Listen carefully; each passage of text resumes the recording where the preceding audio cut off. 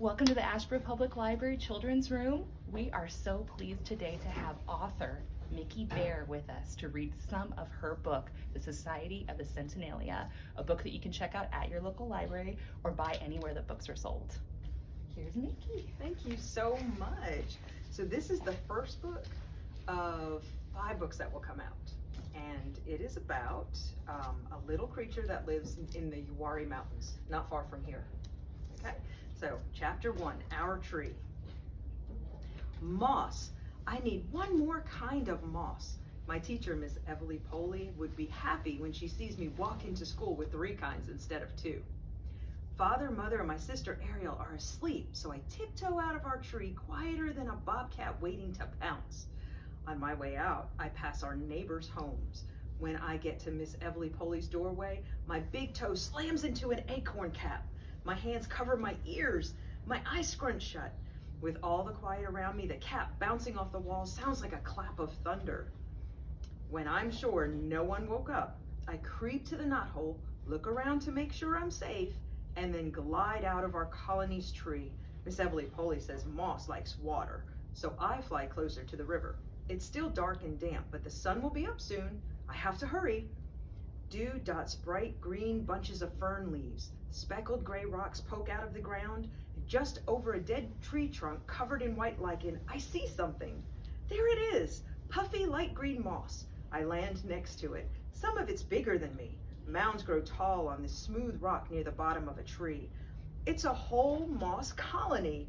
Careful not to crush any. I step between the heaps. Above me, the tree trunks groan in the wind. Bare branches sway. The sky is getting brighter. Grum. My hands fly up to my ears again. The noise! It's so loud. Worse than thunder. There's a horrible smell, too. I squat down in the moss. The grum sound won't stop. Then, brang, brang. What's that? I keep my hands on my ears, but the noises are too loud. The grum doesn't stop, and the brang clacks like a bird in danger. Only it's so much louder than a bird that my ears ache. I curl up in a ball and hide under my wings. I wish I stayed in bed. At home near Asheboro, she'd make me feel better. Crack! The braying stops. Boom!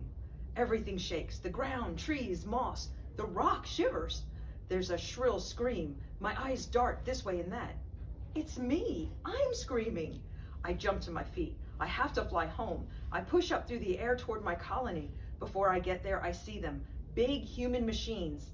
And humans and... Mother? Father? Ashriel? I scream their names and then scream them again. Our tree, our colony, our home, it's all smashed to the ground. I squat on a branch and look all around. Where did they go? I don't see any Scrabins anywhere. Not one person from my colony. They must be nearby. I'll just wait. But I can't wait in this tree. The humans might smash it down too. I hurry back to the moss and hide. And cry. What if... No. I shake my head. They're fine. They got out. They just need to find me. There must be a safe place to wait. The mossy mounds can't protect me from hawks or snakes or cats. The bank of the river is better. My body shakes worse than a leaf before a storm. Above me, a robin zooms by, followed by another. As soon as they're both gone, I fly to the river. Braided tree roots wind along the top of the bank, in and out of orange and brown mud on the walls of the river. I squat down in the crook of a root to catch my breath. When I calm down, I grab the root and stand to look back at the machines and humans. From here, I can't see them. The grum and brang still rumbles. The air is musty from the fallen tree. As I blink away a tear, grimy, sweet smoke burns my eyes. Something in the mud moves. I turn my head to look. Splash! That is much bigger than me. What is it? The roots are now drenched and slippery. So are my hands and my feet. My foot slips off the crook. I grab at the riverbank, but my hands sink into the mud that squishes through my fingers. My other foot slips out from under me and my stomach slams on a root hump. Air knocked out. Root, mud, water. Splashing and kicking and grabbing, flashes of water, mud, and trees tumble around me. The river pulls and pushes as it yanks me away. Fly, I need to fly. Thud. My back slams into a branch. I roll around, throw my arms over, and hug as tight as I can. My legs are too tired to climb. Instead, I slide one arm over and then the other. I do it again and again until my arm feels like they're going to snap. Mud. My arm is touching the bank. I grab and pull and yank until I'm wedged in a clump of laurel. That's the first chapter. So in chapter 2, Zara meets Danny. The human girl sits cross-legged next to the river on a smooth gray speckled rock. She's twisting the end of one of her braids between her fingers. My neck feels hot and my hands shake. I'm afraid of humans. The first time I saw this one from the birdhouse, a chill bolted up my spine and my throat dried up like an autumn leaf. She's not as terrible as I expected. I've never seen her do anything bad. As she watches water lap against the rock and plays with her hair, she doesn't look like a scary creature, but she is big. Hi. Water sprays up and splatters her pants with dark spots. Those pants are going to be completely dark when the rain starts. I look up at the gray sky and clouds will be here soon. My frog-like feet, all scravens, have legs and feet that resemble a frog, but we're not frogs, are periwinkle blue like the rest of my skin. They stick out against the brown and black decaying stump where I sit behind a dried up leaf. My brown top and tattered gray skirt, the same gray as the color of my hair, help hide me, but any moment now, the human is going to see my blue feet.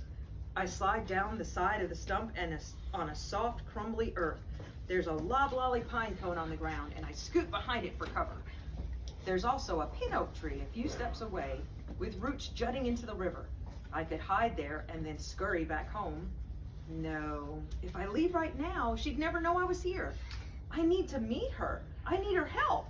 Squawk! Mr. Robin zooms through the yard and into the branches of the pin oak. He followed me? I shake my head. Mrs. Robin joins her husband. They swoop behind the human and me. The girl's eyes lock onto mine. I can't hear the river, just my pounding heart. I can't see the sky, only two giant green eyes staring into mine. Tingles burst through my spine like they did the day I first saw her next door. Where are my words? I suck in a mouthful of air and push it past my twitching lips. Hello? My name is Zara. The girl doesn't move. The space between her round green eyes and my much smaller amethyst eyes is crushing my courage. Thoughts of my parents and sister flash through my mind. I can do this, I have to. Zara, my name. I step away from the stump. My foot hits the pine cone and it rolls away. Zara, my throat feels like it's full of sand. The girl shoots up and loses her balance and she splashes into the river. Steadying herself with her hands on the rock, she snaps her head around and shouts, "Did you talk?" My hands fly up to my ears. You're so loud. Her face is squished like father's when he tells stories about the brawl between Uncle Clay Aylward and a cat. The river rushes past the human's knees, but she stands still. Without taking her eyes off me, she says in a softer voice, "My parents said North Carolina was going to be really different from New York. But this? You?" She points her chin at me. "What are you?" North Carolina? New York? What does that mean? Mr. Robin swoops past the girl's head. I shake my own head no at him. The girl ducks and swats at the air. "Don't hurt him," I cry. "He's just protecting me." She leans closer. "What?" "The robins, they're protecting me," I say in a louder voice. "What, those birds?" Her eyebrows scrunch. "What's going on? What are you?" Mother and father told Astrid and me over and over that only special adult humans know about scravens, and only adult scravens get to visit with those humans. I may be the youngest scraven ever who talked to a human. I know I'm not the only one to ever talk to, I know I am the only one to ever talk to a child human. Scraping together my last bits of courage, I put my sweaty hands on my hips and push back my shoulders. "I'm a scraven." "A what?" Her eyes are squinty now. "Scraven," I repeat. I stomp my foot and stare. "I've never heard of a scraven. Is that even a real thing?" She rubs her eyes, blinks, looks up and down the river and then at me. My heart thumps against my ribs and my neck burns hot. "Yes, it's real." I point my chest to my thumb, with my thumb, and I say, "I'm real." This is my first conversation with anyone since my family's home was destroyed, and it's going all wrong. The days right after are a blur of shadows in my head, and somehow I ended up in a robin's birdhouse in the backyard next door to this human girl. They're birds. They chirp and they sing and they sometimes squawk. But Mr. and Mrs. Robin don't talk, and I doubt they can help me find my family. After climbing back onto the rock, the girl tells me her name is Denisha, but everybody calls her Danny. She leans on one foot and then the other. The robins are still upset, but they finally go back to the birdhouse. From there, they keep screeching their danger call. Maybe it's time for me to go. I can always come back another day. Danny wipes her hands across her pants, leaving orange mud streaks, and her eyes dart between the robins and me. Why haven't I ever seen a Scraven before? Are you from the zoo? She asks. Zoo? Where humans keep other creatures in cages? What an awful thing for her to say. I climb back to the top of the stump and try to come up with a quick answer. Not only are the robins upset, but it's also about to rain. Dark clouds push away the white puffy ones. We stay hidden. Humans are big and they like to dissect things, I explain. Then I turn to leave. I look up at the birdhouse. She doesn't get the hint.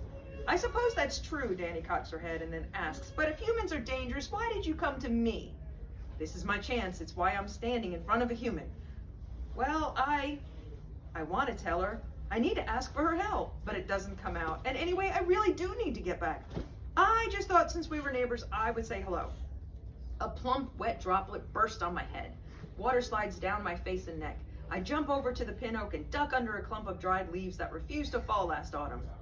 Are you part frog and part fairy? She asks, staring at my legs and ignoring the rain. My hand curls into tight fists. Did you just really call me a fairy? I yell as I turn to look right into those giant eyes. I am not a fairy. Fairies aren't real. Her eyes get even bigger. She pulls on a braid and she cocks her head to one side. But Scravens are? My eyes roll. I uncurl my fingers. Danny flings the damp braid out of her face and then crosses her arms. She asks if I can fly. But instead of telling her the truth, I ask if she can fly, and she squishes her face. My wings are tucked away. After that fairy comment, I'm not about to let her know that Scravens actually can fly.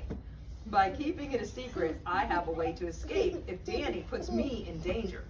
Even if my wings were out, she wouldn't be able to see them all that well, if at all. It's a color that humans can't see. At least that's what my teacher, Miss Evely Poley, says. The robins squawk again. I really should go.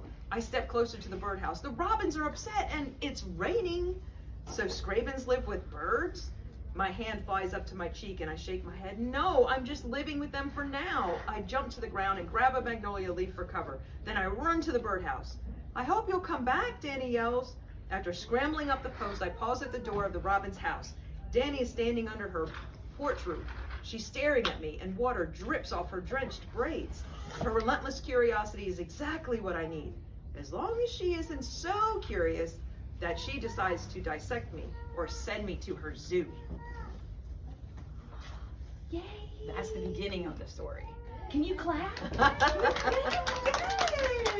Thank you. That's so exciting. Does anyone have any questions for our author today? You go, buddy. Do you like how that starts? Does that sound exciting? Oh, good. That's what I was hoping. Do you like to go out in the woods? Yeah. So this is actually, I think you all are taking a hike in that area where Yes. this is set. So Yes, that's we going to are. be a fun activity. Yeah, you all can have some of those too. Would you like some? So I've got bookmarks and notepads and pencils, and those are stickers.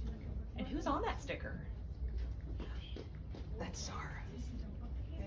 Is that Zara? That's Zara on that Yeah. sticker. That's exciting.